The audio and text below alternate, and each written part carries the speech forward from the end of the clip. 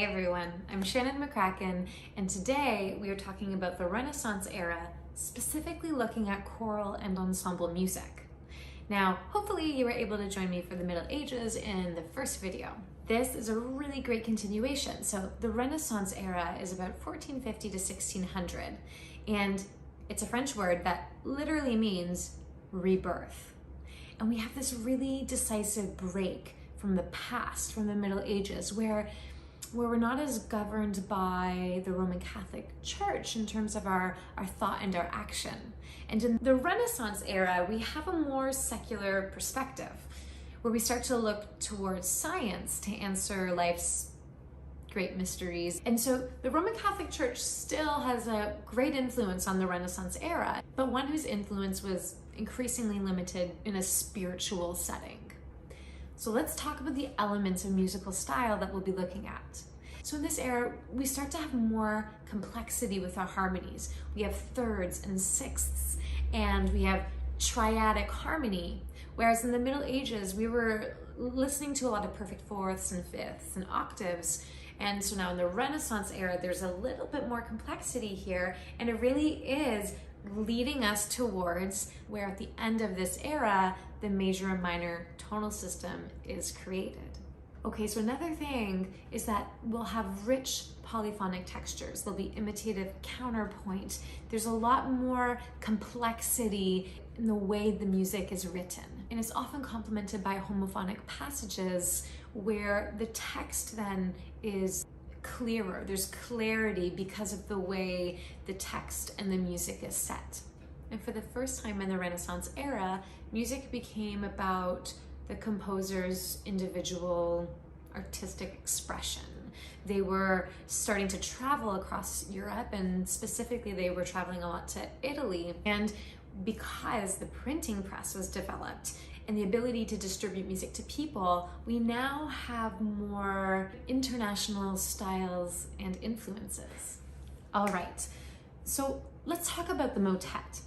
Now, we did talk about the motet in the Middle Ages, and that's when in the 13th century, it was still based on that Gregorian chant, and there was polytextuality, there was a mix of secular and sacred texts sometimes, and that had that three-voice texture. Then in the 14th century, there was a significant development, but it still had that Gregorian chant, that use of that melody in the lowest voice. There was greater complexity in the rhythm, in the harmony, and the counterpoint. It did continue to feature polytextuality. So now in the 15th century, which is what we're looking at, the motet evolved, of course, a little bit more. It continued to develop and flourish as a wonderful vocal genre. Generally, it was based on a single line of text. And it became one of those genres that allowed composers to really experiment with new approaches to contrapuntal writing. And so some characteristic features of the Renaissance motet are polyphonic texture, a single Latin text, so no longer are we listening to polytextuality, sacred, non-liturgical genre, generally for four voices. There was imitative counterpoint, and it was often contrasted with homorhythmic sections. And it demonstrated a new harmonic language, so these use of the thirds and the sixths. Okay, maybe I'm using language that you don't really know about, so let's go over that. Imitative counterpoint. I feel like I don't know what that means. Let me tell you. So imitation, we're passing a note or a motive from one voice to one voice. Counterpoint, that means note against note. And this idea of imitative counterpoint was a style used in the Renaissance era where we have two or more voices. Homorhythmic texture. What is it? It's when in a multi-voiced composition, all of the voices are singing the same rhythmic pattern. As a result, a chordal texture happens, which is homophonic. That's what that's called. It's coupled with syllabic text setting. This technique delivers the text clearly. Syllabic text setting. Remember, that's when one note receives one syllable. That's it. The listener's attention is drawn to the top voice. A great example of homorhythmic texture is Hallelujah, Hallelujah, hallelujah, hallelujah, hallelujah. That's from the Messiah. That's when everybody joins together. It sounds very chordal. Everybody is singing, usually, for the most part, one note per syllable. It's clear. Your ear's drawn to the soprano line because it's the top voice. You get the text, you hear the text clearly, and it has a declamatory style to it. So in the piece we're about to listen to, there are points of imitation. And that's when, in imitative counterpoint, there's a series of thematic entries. And I'll point that out in the piece. A motive or theme is passed from one voice to another. So let's listen to our Renaissance motet. This piece reflects the exalted position held by the Virgin Mary in the Roman Catholic Church during the Renaissance era. A significant number of musical works were written in her honor.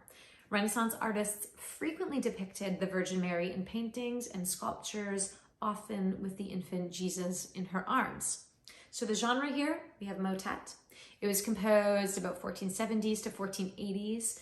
The source of text, it's a rhymed strophic poem. Language is Latin. There are 4 voices sung a cappella. Let's have a listen.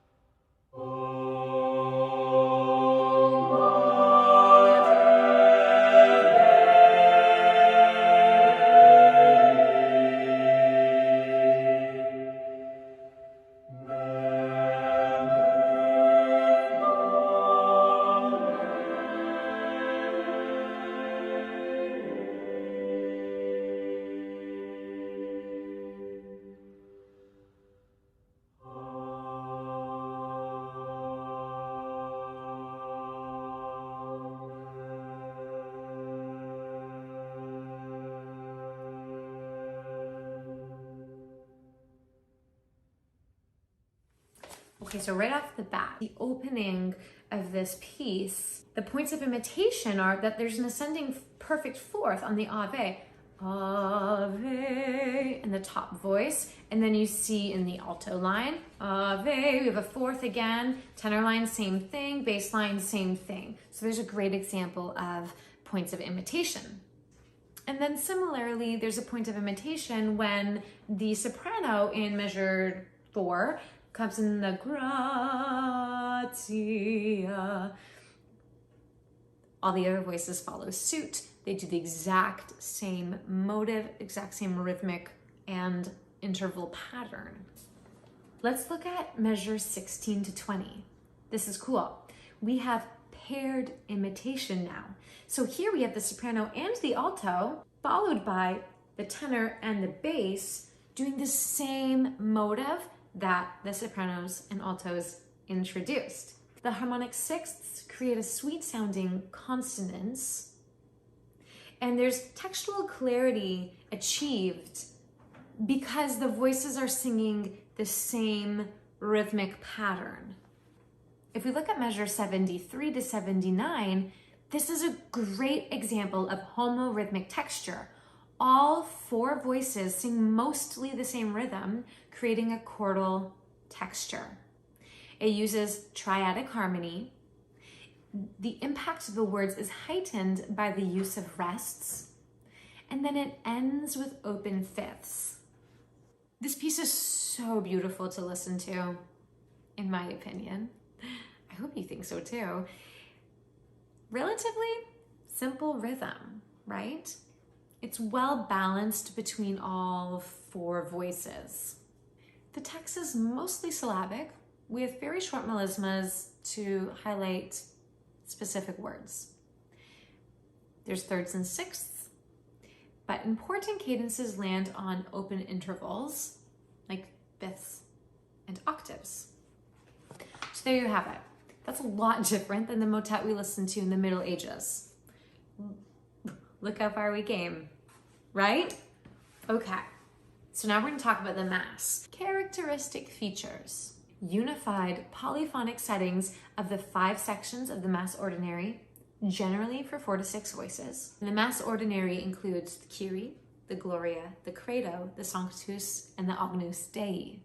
The movements could be linked thematically. So for example, maybe the same motive might be used throughout all 5 sections of the Mass Ordinary. Masses could also be freely composed, so they could be based entirely on brand new material. Composers often combined imitative counterpoint with homorhythmic passages to create some contrast and variety and interest in the text. Something really interesting happened during this time, the Reformation. I'm just gonna quickly touch on it. So the Reformation, 16th century Christian reform movement in Europe. And it was led by Martin Luther. A German priest named Martin Luther posted a list of protests on a church door. He outlined his objections to questionable practices in the Roman Catholic Church. This act of defiance started the Protestant Reformation and led to his founding of the Lutheran Church. Why am I bringing up Martin Luther and the Reformation? Because the result was that there was a counter-reformation.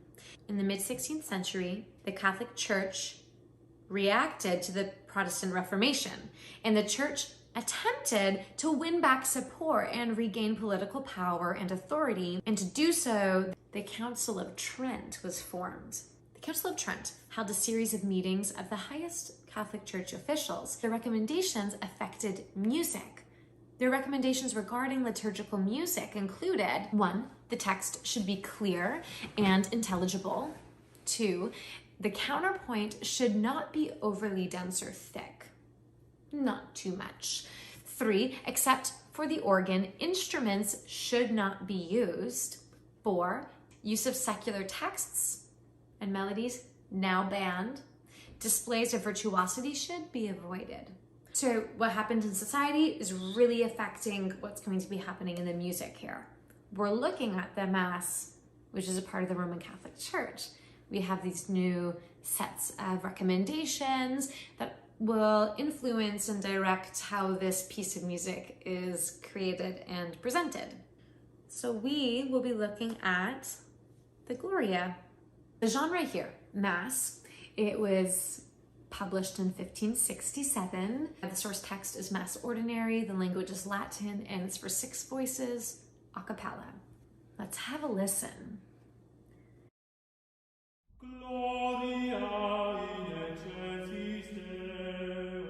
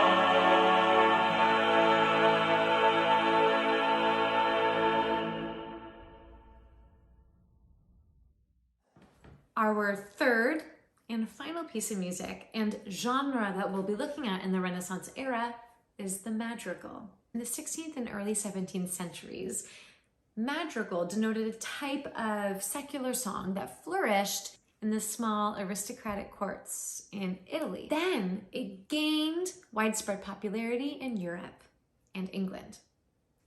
So initially it was homophonic, with the focus to bring pleasure to amateur musicians. Later it got more complex, as things tend to do. Later it evolved into a more complex polyphonic texture with increased chromaticism composed for an aristocratic audience. In the final decades of the 16th and 17th century, it assumed a highly mannered virtuosic style, a more personalized expression of the composer. So characteristic features of the madrigal in the Renaissance era are: texts were short poems of a lyric or reflective character. Favorite topics included love and desire, political themes, humor, satire. Music was generally through composed.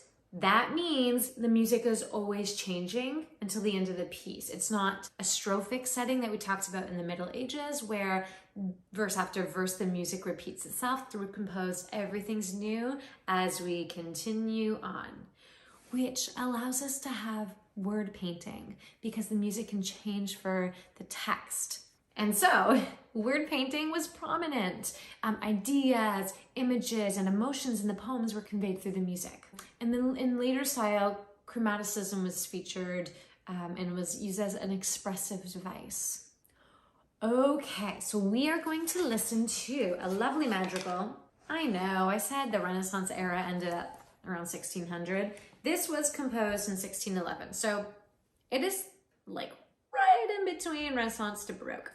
So it's a madrigal, its language is Italian, it's for a cappella voices. Let's have a listen. The translation is, "I die, alas, in my suffering, and she who could give me life, alas, kills me and will not help me. Oh, sorrowful fate, she who could give me life, alas, gives me death." It's very happy. A couple of things. Word painting, musical pictorialization. I love that. It's like you get to paint a picture with your voice, but also the music is painting that picture with you. You guys, the voice and the music, it's really working together to make the meaning come across. It's employed in madrigals and operas and oratorios, and we're gonna have lots of examples of it in this piece, but as well when we're looking at some of the other music in the videos to come. Chromaticism. Ooh, so this is, I love it, from the Greek word chroma, which means color. Melodies and harmonies that include any of the notes available within the octave in either tonal or modal context. So let's have a listen to this piece.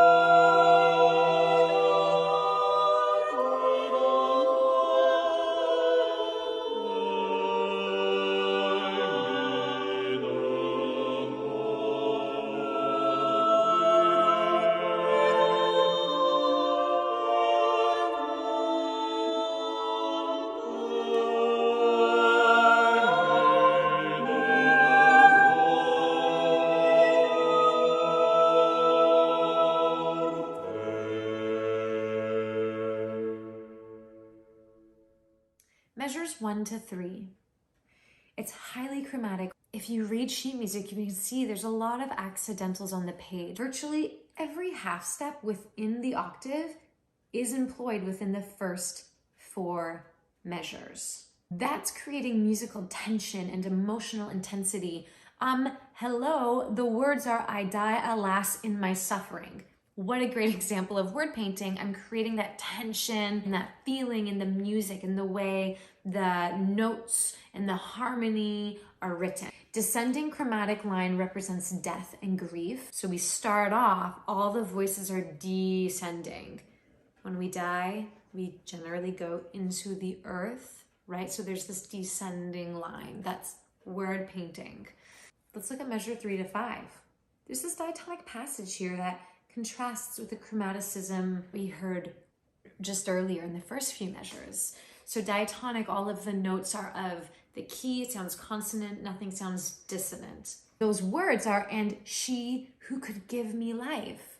Imitative texture contrasts with earlier chordal passages. We opened the piece, right, quarterly, everybody's moving at the same rhythm at the same time. Here, it's the sopranos and ones, then the soprano 2 comes 1 beat later, then all of a sudden the tenors come and the altos come in a couple of beats later. So we have this imitative texture now. The word painting that happens on vita, on life, you can see there's this lovely rhythm. We have these 8th notes and these 16th notes. They're more rhythmic. The activity is there to reflect the energy of life. So lots of examples here of word painting. I think if I hadn't even given you the translation, I really think you'd have an idea at least of the mood. Certainly you wouldn't think it's a happy number, right? The mood, the energy, the emotions of the piece, whether you understand the language or not, it's pretty evident, it comes across. This is why music is universal. It's like its own language, right? So now we've gone through the Middle Ages, we've gone through the Renaissance era. We now have major and minor tonal systems. There's 6ths and there's 3rds and there's triads and there's word painting and it's just so much more complex, and there's a shift in the way people are viewing the world. There's a shift in the Roman Catholic Church and the music that's presented and how it's presented there.